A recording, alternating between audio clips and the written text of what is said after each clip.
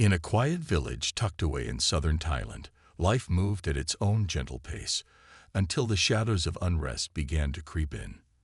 The air was thick with unease, and whispers of fear traveled faster than the wind through narrow alleys and bustling markets. Niran, a young schoolteacher with kind eyes and a heart full of dreams, had always believed that education could light the way out of darkness. But lately, even his classroom felt different. The laughter of children seemed quieter, their smiles less frequent, as if they too sensed the tension brewing around them. One fateful evening, everything changed. Niran was walking home after finishing his lessons when he heard screams echoing from the nearby market. His heart raced as he ran toward the commotion, only to find chaos unfolding before him. Masked men, their faces hidden beneath scarves, were wreaking havoc, overturning stalls, smashing goods, and shouting demands no one dared to challenge. Villagers scrambled for safety, some clutching their children, others trying desperately to salvage what little they could. It was a scene straight out of a nightmare. Without hesitation, Niran sprang into action. He helped an elderly woman who had fallen while fleeing, guiding her to a safe corner behind a stack of crates. Then, spotting a young boy crying alone near a toppled fruit cart, he scooped him up and carried him to where others huddled together. As the attackers disappeared into the night, leaving destruction in their wake, Niran stayed behind to assist the wounded. Blood stained the ground, and tears flowed freely. But amidst the pain, there was also resilience, a stubborn refusal to let fear win. Later that night, sitting under the dim glow of a lantern outside his modest home, Niran couldn't shake off the images of devastation. He thought about the families who had lost their livelihoods, the children whose innocence had been shattered, and the countless lives forever altered by such senseless violence. For years, he had hoped that teaching would be enough, that knowledge could bridge divides and heal wounds. But now, faced with the harsh reality of his world, he wondered if it was truly enough. Meanwhile, miles away at a military outpost, Lieutenant Arthit stared at a map dotted with red markers indicating recent incidents. A seasoned officer known for his dedication, Arthit prided himself on following orders without question. Yet something about this assignment gnawed at him. Every report he read painted a picture not just of conflict, but of deep-rooted suffering. He remembered passing through villages during patrols, seeing shuttered windows, hearing silence where there should have been chatter, and feeling a pang of guilt. Was enforcing laws really solving anything, or was it merely scratching the surface of a much larger problem? The next morning, Arthit received orders to investigate the market attack. As he arrived at the scene, he noticed a man helping clean up debris alongside villagers. Something about the man's calm demeanor caught his attention. That man was Niran. Their brief exchange left an impression on Arthit. Here was someone unwilling to give up, even when surrounded by despair. For the first time, Arthit found himself questioning whether peace could ever come from guns and commands, or if perhaps it needed something more profound: understanding, empathy, and courage. As the sun set over the horizon, casting long shadows across the land, both Niran and Arthit went to bed with heavy hearts but restless minds. They didn't know it yet, but their paths were destined to cross again. And together, they might just spark a change that could alter the course of history. The roots of the unrest ran deep, twisting through decades like the gnarled roots of an ancient tree. To truly understand the turmoil gripping southern Thailand, one had to look beyond the present chaos and delve into the past. Niran often found himself reflecting on this history during quiet moments in his classroom. The walls of the small schoolhouse seemed to echo with stories from another time, stories passed down by elders who remembered when things were different. His late grandfather used to sit by the fire on cool evenings, recounting tales of a region once vibrant with culture and pride. Back then, the Malay-Muslim community thrived, their traditions celebrated, their voices heard. But over time, those voices grew fainter. Policies imposed from afar sought to unify the nation under one language, one identity. Schools banned local dialects, Mosques stood silent as cultural practices faded. What began as neglect slowly turned into suppression, leaving behind a bitter legacy of resentment. Niran's thoughts drifted back to these lessons as he walked through the village market one afternoon. Stalls selling colorful fabrics, fragrant spices, and handcrafted goods lined the streets, a reminder of what life could be if peace prevailed. Yet beneath the surface, division simmered. Some villagers whispered about injustices long ignored. Land taken without fair compensation, jobs given to outsiders while locals struggled, promises made but never kept. These grievances festered, feeding the flames of discontent. Elsewhere, political rallies drew crowds eager for change. In nearby towns, fiery speeches ignited hope among some and fear among others. Leaders stood atop makeshift stages, their words echoing through megaphones. "We deserve justice," one speaker declared, his voice rising above cheers. "Our children deserve a future free from fear." Another rally featured calls for autonomy, with banners demanding recognition of the region's unique heritage. For many, these gatherings offered a rare chance to voice frustrations publicly, a release valve for pent-up anger. Lieutenant Arthur attended one such rally undercover, curious to see firsthand the emotions driving the movement. Disguised in civilian clothes, he mingled with the crowd, listening intently. At first, he felt uneasy, surrounded by chants and fervent applause. But as he watched people share personal stories of loved ones lost, livelihoods destroyed, dreams abandoned, he began to see them not as adversaries, but as human beings yearning for dignity. One elderly woman held up a faded photograph of her son, explaining how he disappeared years ago after being detained by authorities. Her tears struck a chord within him, forcing him to confront uncomfortable truths. Back at the military base, Arthur couldn't shake off what he'd witnessed. Reports labeled protesters as troublemakers or radicals, yet the faces he saw told a different story. There was pain there, yes, but also determination, a desire not for revenge, but for reconciliation. He realized that solving this crisis required more than weapons or strategies. It needed empathy, patience, and a willingness to listen. Meanwhile, whispers of resistance continued to spread. Young men gathered secretly in forests, discussing ways to fight back against perceived oppression. Others joined peaceful protests, holding candles instead of weapons, hoping to inspire change without bloodshed. Each group pursued its own path, united only by a shared sense of injustice. And though their methods differed, the underlying message remained the same. Something had to give. As night fell over the village, Niran sat by his window, staring at the stars. He thought about his grandfather's stories, the rallies he'd heard about, and a fractured society he called home. Somewhere out there, Lieutenant Arthur lay awake too, wrestling with questions that had no easy answers. Both men knew the road ahead would be difficult, fraught with challenges neither could fully anticipate. But perhaps, just perhaps, understanding the past held the key to building a better future. Niran's resolve hardened with each passing day. The attack on the market had left an indelible mark on him, but instead of succumbing to despair, he chose action. He began speaking out more boldly, not just in his classroom, but also in community gatherings. His voice carried weight, not because it was loud, but because it was steady and sincere. "Violence only breeds more violence," he would say, his tone calm yet unwavering. "If we want peace, we must talk, not fight." His words caught the attention of Fatima, a woman whose presence commanded respect. She was older than Niran, with sharp eyes that seemed to see through lies and half-truths. Once a fighter for separatist causes, she had since traded her weapons for activism, dedicating herself to grassroots efforts aimed at fostering understanding between communities. Her reputation preceded her. Some called her fearless, others stubborn, but no one doubted her commitment to change. Fatima approached Niran after one of his speeches at a local mosque-turned-community center. "You're brave to speak like this," she said, her voice measured but warm. "But bravery alone won't stop the bloodshed. What's your plan?" Niran hesitated, unsure how to respond.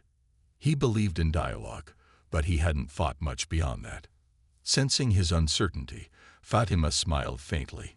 "Come with me tomorrow. I'll show you what real action looks like."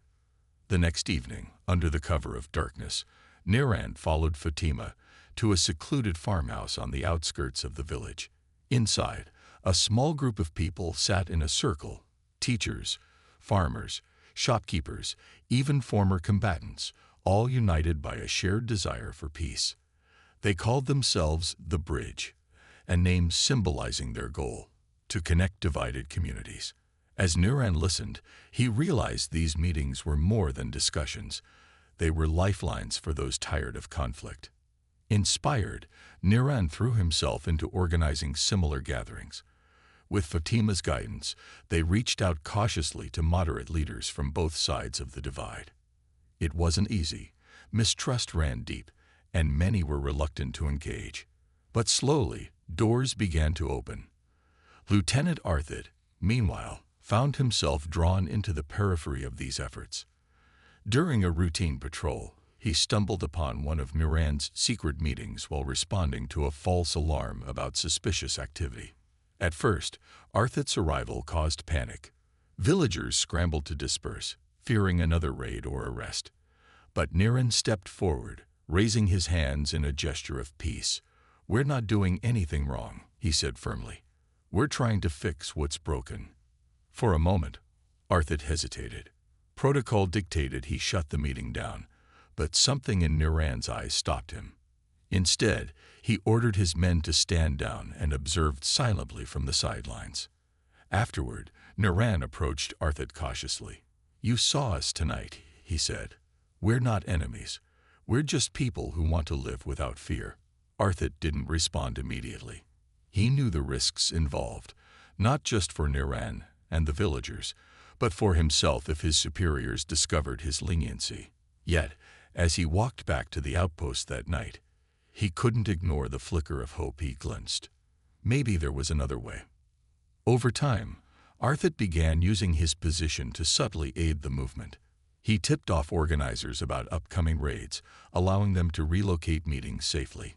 He ensured patrols avoided certain areas during critical discussions. Each act of defiance weighed heavily on him, but he reminded himself why he joined the military in the first place: to protect people, not harm them. For Niran and Fatima, every small victory fueled their determination. Attendance at the meetings grew, and conversations became more candid. People shared stories of loss, anger, and longing for reconciliation. Bonds formed where none existed before, fragile but real. Still, danger loomed large. Extremists viewed such initiatives as betrayal, while hardliners within the military dismissed them as naive idealism. Yet despite the risks, Niran and Fatima pressed on, driven by the belief that even the smallest spark could ignite lasting change. As weeks turned into months, their alliance deepened: a teacher, an activist, and an officer bound together by a shared vision of peace. They knew the road ahead would be fraught with challenges, but they also knew they weren't alone. Together, they represented a quiet revolution, one built not on force, but on courage, compassion, and an unyielding faith in humanity's ability to heal. The fragile progress that Niran, Fatima, and their growing network of allies had nurtured was shattered one fateful night. What began as a beacon of hope quickly turned into a nightmare, leaving scars that would take far longer to heal than anyone could have imagined. It started with whispers, rumors of betrayal rippling through the tight-knit group. Someone had talked. Details of their secret meetings, carefully guarded and shared only among trusted participants, had leaked to extremist factions on both sides of the conflict. For days, Niran felt uneasy, sensing eyes watching him wherever he went. Fatima warned him to be cautious, her usually calm demeanor tinged with anxiety. "If they find us," she said quietly during one of their planning sessions, "it won't end well." Her words proved prophetic. Late one evening, as villagers gathered in a secluded clearing for what was supposed to be a pivotal discussion about drafting a joint declaration for peace, Chaos erupted without warning. Gunfire tore through the stillness of the night, shattering the illusion of safety. Masked assailants stormed the area, firing indiscriminately and shouting threats meant to instill terror. Panic spread like wildfire as people scrambled for cover, abandoning everything in their haste to escape. Niran froze for a split second before instinct kicked in. He grabbed a young boy who had fallen near him and shielded him with his body, crawling toward the edge of the clearing. Bullets whizzed past, striking trees and sending splinters flying. The air was thick with smoke and screams, each sound etching itself into Niran's memory. When he finally reached the relative safety of the forest, he turned back to see Fatima lying motionless on the ground, blood pooling beneath her. Fatima's injuries were severe. Though she survived the attack, the damage left her unable to continue her work. Bedridden and weak, she could only watch as others carried forward the mission she had fought so hard for. Her absence cast a shadow over the movement, but it also ignited a fierce determination in those who remained. Niran visited her often, sitting by her bedside and recounting their efforts. "We can't stop now," she told him one day, her voice barely above a whisper. "Promise me you'll keep going." Lieutenant Arthit, too, was shaken by the ambush. When news of the attack reached him, he immediately suspected foul play within his own ranks. Digging deeper, he uncovered evidence pointing to rogue elements within the military, officers sympathetic to hardline ideologies who saw dialogue as weakness. These individuals had deliberately leaked information to sabotage the peace initiative. Confronted with this truth, Arthit faced an impossible choice: remain silent and protect his career, or expose the betrayal and risk everything. He chose the latter. Under the cover of darkness, Arthit smuggled documents proving the leak out of the base, passing them along to trusted contacts in the civilian world. The revelations sparked outrage when they came to light, forcing higher authorities to launch an internal investigation. While the fallout temporarily weakened the extremists' grip, it also put Arthit squarely in their crosshairs. Threats arrived in anonymous notes slipped under his door, and fellow soldiers began treating him with cold suspicion. Yet, even as paranoia closed in around him, Arthit refused to back down. For Niran, the aftermath of the attack was a test of endurance. Every step forward felt like wading through quicksand. Some members of the group abandoned the cause altogether, fearing for their lives. Others argued over whether continuing the meetings was worth the risk. But Niran stood firm. "If we give up now," he told them, "they win. They want us to be afraid. We can't let that happen." Despite the losses and setbacks, small victories emerged. Survivors of the ambush rallied together, vowing to honor those who had been hurt or killed by pushing harder for change. Villagers organized vigils, lighting candles in defiance of the darkness that sought to consume them. Even Lieutenant Arthit found solace in knowing that his actions, though costly, had kept the flame of hope alive. As weeks passed, the movement regrouped, battered but unbroken. Niran looked at the faces of those still standing beside him, young and old, Muslim and Buddhist, and felt a renewed sense of purpose. The road ahead was treacherous, littered with obstacles that seemed insurmountable.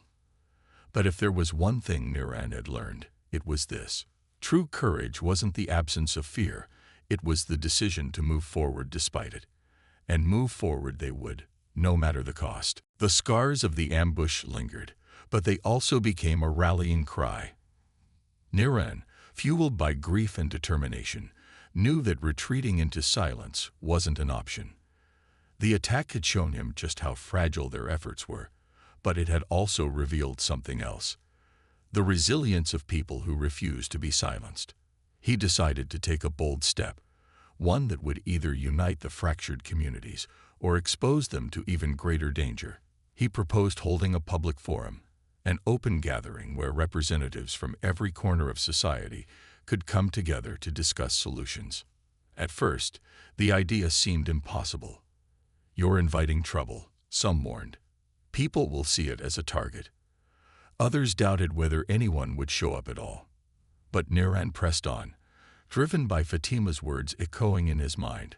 "Promise me you'll keep going. With her blessing, he began reaching out to villagers, religious leaders, teachers, farmers, anyone willing to listen. Lieutenant Arthit, still working covertly to support the cause, used his connections to ensure safe passage for key participants. Slowly, cautiously, the pieces began falling into place. The day of the forum arrived under a cloud of uncertainty. Held in an open field on the outskirts of the village, the event was designed to feel inclusive yet secure. Colorful banners fluttered in the breeze, bearing messages of hope. Together we rise. Peace through dialogue. And one voice, one future. Chairs were arranged in a wide circle, symbolizing equality among attendees. As the sun climbed higher in the sky, people trickled in, some hesitant, others eager, all carrying stories shaped by years of conflict. Niran opened the forum with a heartfelt speech. Standing before the crowd, his voice steady despite the weight of emotion, he spoke of loss and longing, of dreams deferred but not forgotten. "We are here today not because we have all the answers," he said, "but because we believe in asking the right questions. Let us speak honestly, listen openly, and find common ground." His words struck a chord, drawing murmurs of agreement from the audience. What followed was a roller coaster of emotions. Some speakers voiced raw anger, recounting injustices that had gone unaddressed for too long. A farmer tearfully described how his land had been seized, leaving his family destitute. A young woman shared how her brother had disappeared after being detained, his fate still unknown. Each story painted a vivid picture of suffering, forcing everyone present to confront uncomfortable truths. But amidst the pain, moments of connection emerged. A Buddhist monk stood up and recounted how his temple had sheltered displaced families during violent outbreaks, earning nods of gratitude from Muslim elders in the crowd. A retired teacher spoke passionately about the importance of preserving local languages and traditions, bridging divides between cultural preservationists and modernists.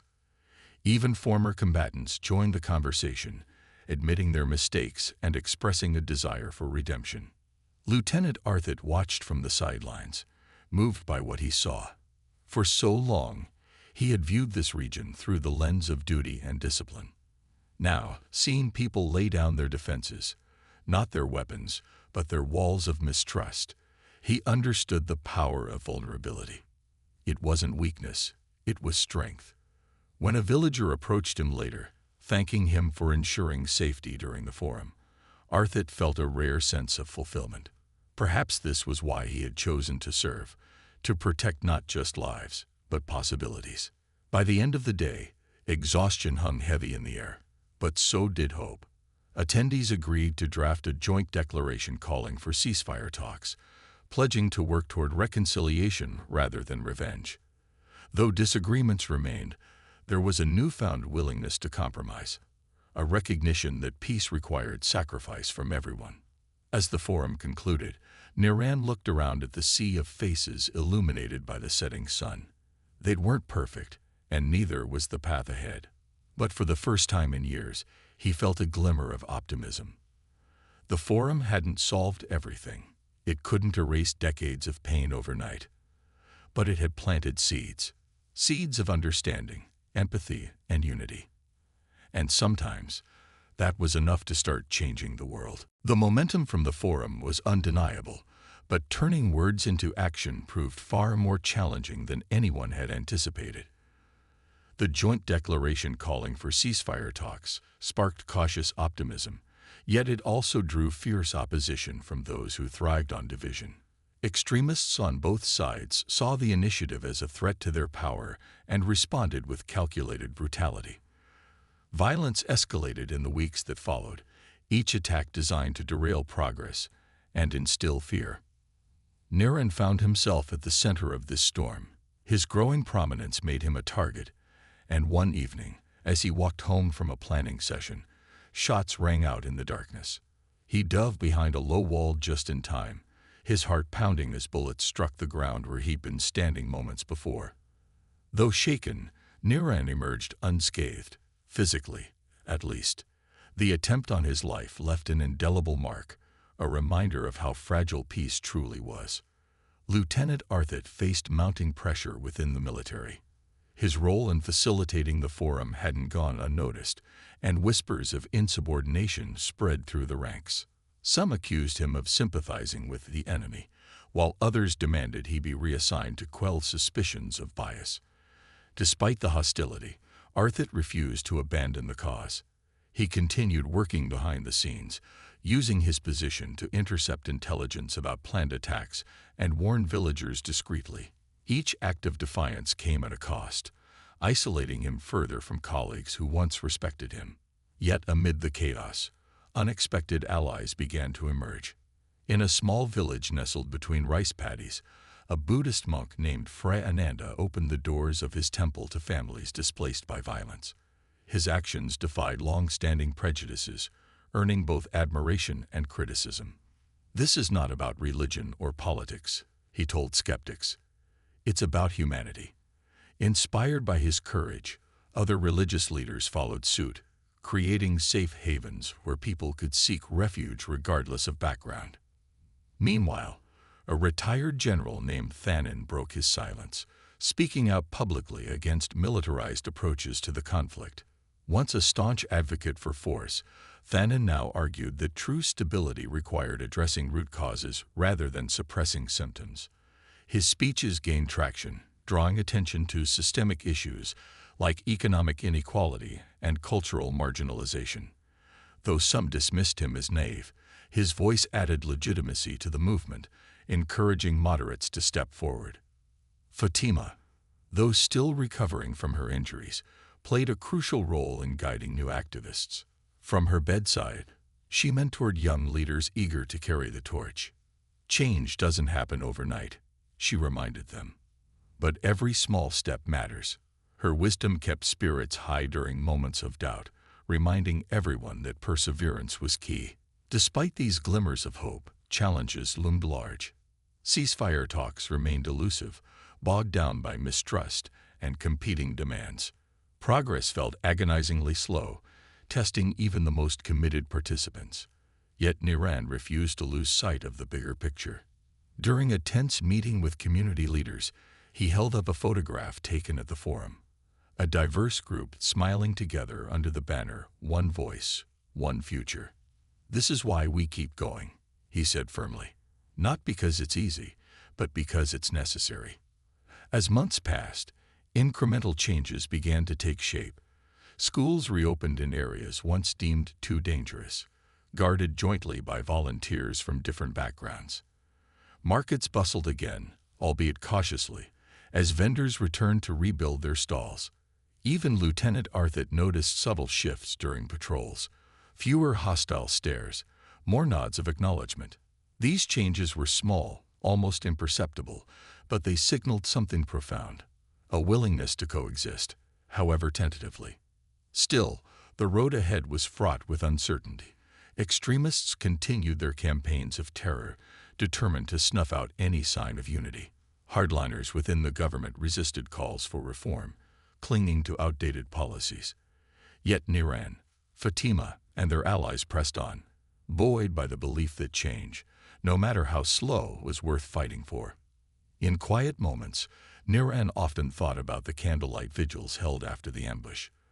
The flames had flickered against the night, fragile yet unyielding, a perfect metaphor for their struggle. They might falter, they might stumble, but they would never let the light go out. Not while there was still breath in their bodies and hope in their hearts. By early 2024, the tireless efforts of Niran, Fatima, Lieutenant Arthit, and their growing network of allies began to bear fruit. Though progress remained uneven and fragile, incremental changes started to ripple through southern Thailand, signaling a shift that even skeptics couldn't ignore. Schools once shuttered by fear reopened their doors, guarded not by soldiers, but by volunteers from diverse communities working side by side. Markets came alive again, with vendors setting up stalls beneath colorful awnings, their laughter mingling with the hum of daily life. It wasn't perfect. Tension still lingered in the air, but it was a start. Niran channeled his experiences into writing, penning heartfelt essays that captured both the pain and resilience of his people. His words resonated deeply, offering a voice to those who had long been silenced. In one piece, he recounted the story of an elderly farmer whose land had been seized years ago, but who now volunteered at a community garden, planting seeds alongside neighbors he once distrusted. Peace isn't just the absence of war, Naran wrote. It's the presence of hope, of shared purpose, of hands reaching across divides. His essays were published in local newspapers and shared widely online, inspiring others to join the movement. Lieutenant Arthit, though officially reassigned to a desk job far from the front lines, continued to work covertly for change. Using his access to classified documents, he uncovered evidence of corruption tied to the prolonged conflict. Kickbacks from construction contracts meant for rebuilding villages, embezzled funds earmarked for education programs, and secret deals fueling arms sales. With careful planning, he leaked these documents to investigative journalists, sparking public outrage. Protesters took to the streets, demanding accountability from leaders who had profited while ordinary citizens suffered. For the first time, the narrative shifted. Peace wasn't seen as weakness, but as justice delayed. Fatima, though still recovering physically, became a guiding light for new activists. From her home, she mentored young leaders, teaching them the importance of patience and persistence. Change doesn't happen because we wish for it, she often said. It happens because we fight for it every single day. Her wisdom kept spirits high during moments of doubt, reminding everyone that setbacks were part of the journey. When a group of teenagers organized a cultural festival celebrating the region's unique heritage, Fatima attended despite her frailty, smiling as children danced to traditional music and elders shared stories of unity. Meanwhile, unexpected alliances continued to form. A retired teacher named Somkai partnered with a Muslim cleric to launch literacy programs in remote villages, bridging gaps between generations and faiths. A group of women from different backgrounds formed a cooperative to sell handmade crafts, using profits to fund scholarships for underprivileged students. Even former combatants joined the effort, trading weapons for tools and helping rebuild homes destroyed by violence. These small acts of collaboration added up, creating a tapestry of shared humanity that no amount of hatred could unravel. As months passed, formal peace talks finally gained traction. International mediators arrived, bringing expertise and neutrality to negotiations that had stalled for years. Villagers watched nervously as representatives from opposing sides sat together at the table, their body language stiff and guarded. But behind the scenes, Naran, Fatima, and Lieutenant Arthit worked tirelessly to ensure the process stayed on track. They facilitated informal dialogues, smoothing over tensions before they escalated. They reminded participants of the lives at stake, not abstract numbers, but real people yearning for safety and dignity. The road ahead remained uncertain. Ceasefire agreements were signed but tested repeatedly by extremists unwilling to let go of old grudges. Economic disparities persisted, threatening to reignite resentment. Yet amid the challenges, there was undeniable progress. Families celebrated cautiously, lighting candles instead of torches, symbolizing hope over hatred. Children played freely in streets once haunted by fear, their laughter echoing like a promise of brighter days. One evening, as Niran stood atop a hill overlooking his transformed village, he felt a quiet sense of pride. The scars of the past were still visible. The burned-out husks of buildings, the empty chairs where loved ones used to sit, but so too were signs of renewal. Fields once barren now sprouted green shoots, walls once covered in graffiti bore murals of unity. He whispered a prayer under the stars, knowing the journey was far from over, but grateful for how far they'd come. Below him, Lieutenant Arthit stood silently, watching the same horizon. Both men understood that true peace required more than treaties or declarations. It need. By early 2024, the long-awaited formal peace talks finally commenced. Held in a neutral venue, a modest conference center surrounded by lush greenery. The event drew participants from every corner of society: villagers, religious leaders, educators, activists, and even former combatants. International mediators facilitated the discussions, their presence lending an air of impartiality to proceedings fraught with emotion. Heartwarming was among those invited to address the assembly, his name now synonymous with courage and resilience. When it was his turn to speak, Heartwarming stepped up to the podium, his hands trembling slightly but his voice steady. He began by recounting his journey, from the quiet optimism of teaching children in a small village school to the harrowing night of the ambush that nearly cost him everything. "I didn't choose this path," he admitted, looking out at the sea of faces before him. "It chose me. But along the way, I learned something important. Peace isn't just about ending violence. It's about building bridges where there were walls, about seeing each other not as enemies but as fellow human beings." His words resonated deeply, drawing murmurs of agreement from the audience. Some wiped away tears. Others nodded solemnly, their own struggles reflected in his story. When he finished speaking, a hush fell over the room, broken only by applause that grew louder and more heartfelt with each passing second. For many, Heartwarming's speech encapsulated the essence of their shared struggle, a testament to how far they had come and how much further they still needed to go. Lieutenant Arthur watched from the sidelines, his heart swelling with pride. Though no longer officially part of the military delegation, he had played a crucial role in ensuring the safety and transparency of the talks. His covert efforts to expose corruption within the ranks had paved the way for greater accountability, forcing authorities to take meaningful steps toward reform. Now, as he observed former adversaries sitting together, however uneasily, he felt a rare sense of fulfillment. Perhaps, he thought, this was what true service looked like, not wielding power, but empowering others. Fatima, too, was present, her frail body supported by a cane, but her spirit unyielding. She listened intently as representatives debated terms of ceasefire agreements, economic reparations, and cultural recognition. At times, tensions flared, voices rose, and negotiations threatened to collapse. But Fatima remained a calming presence, reminding everyone of the sacrifices made to reach this point. "We've lost too much already," she said during one particularly heated exchange. "Let us not lose sight of why we're here." Slowly, painstakingly, progress was made.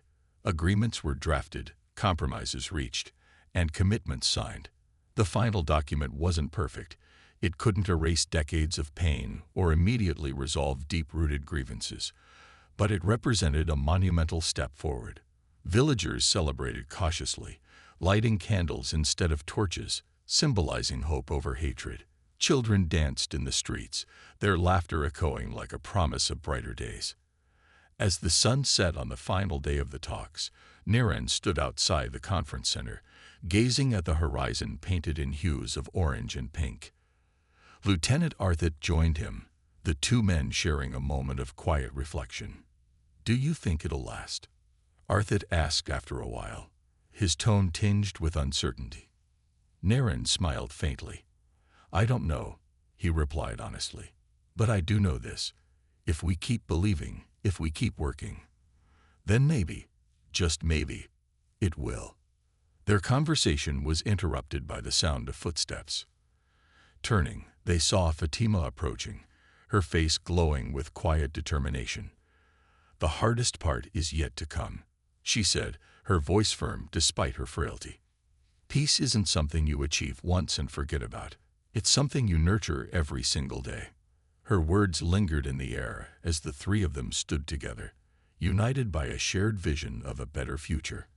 Behind them, the conference center buzzed with activity, delegates shaking hands and exchanging cautious smiles.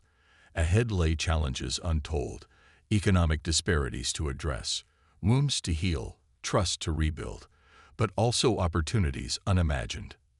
That night, as stars dotted the sky, villagers gathered in open fields to celebrate cautiously. Songs were sung, stories shared, and prayers whispered under the vast expanse of heaven. In homes across the region, families lit lamps, their soft glow a reminder that even the smallest light could dispel the darkest shadows. For Heartwarming, Lieutenant Arthur, and Fatima. The road ahead would be long and uncertain, but they faced it with unwavering resolve, knowing they weren't alone. Together, they had